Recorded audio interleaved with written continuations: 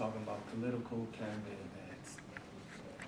Adlai Stevenson, who was a presidential candidate in 1952 and 1956, once said, "The idea that you can merchandise candidates for high office like breakfast cereal is the ultimate indignity to the democratic process."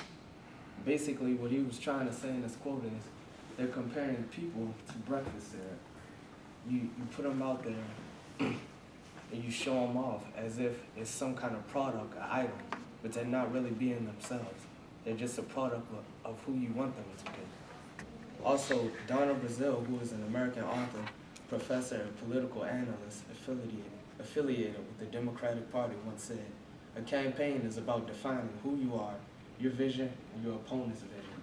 So basically, during a campaign ad, I'm trying to get you to figure out who I am. I want you to know what I'm trying to do for office, and I want to define what my opponent's vision is. Whether that's true or not about my opponent's vision really doesn't matter. But if I can get him to look bad, then that helps me out a whole lot. Campaign ads and commercials can be ridiculous. One example would be Obama Girl, if anybody's ever seen that.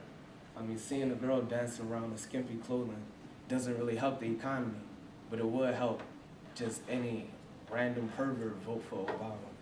And it isn't proven that Obama had any part to do with that, but it definitely could have helped him. Also, the Daisy ad, as Professor Kopelke showed in class last week, which showed a little girl being annihilated by a bomb, which is, I mean, nobody wants to see that. And to say that your opponent would do that to anybody, especially an innocent little girl, would definitely just ruin him in the polls. And in campaign ads, candidates are always smiling. They always seem to look perfect. They're well dressed with perfect lighting. The music is soothing. They always have a catchy slogan to go along with what they have to say. Which you never hear about how candidates plan to change the world. They just say they want to change the world. But everyone says they want to change the world. So really, you are just being seduced into liking the person and not really their political ideas. So by a show of hands, who here would like to run for political office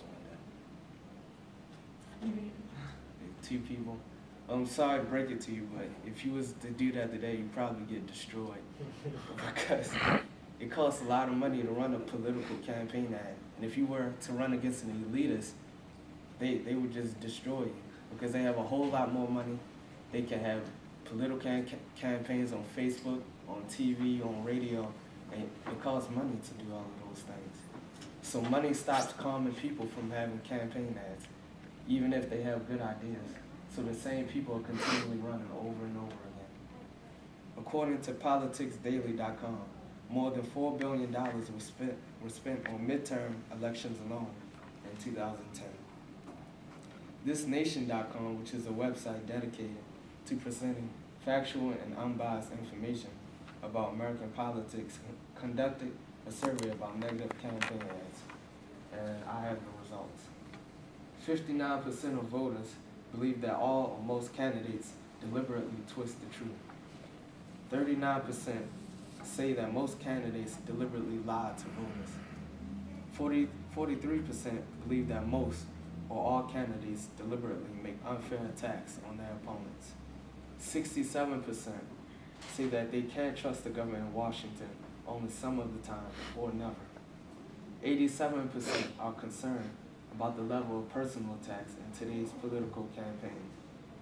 Even though most people today would say they would rather avoid the personal attacks sent by negative campaign ads, the image of some politicians is nonetheless tarnished for good.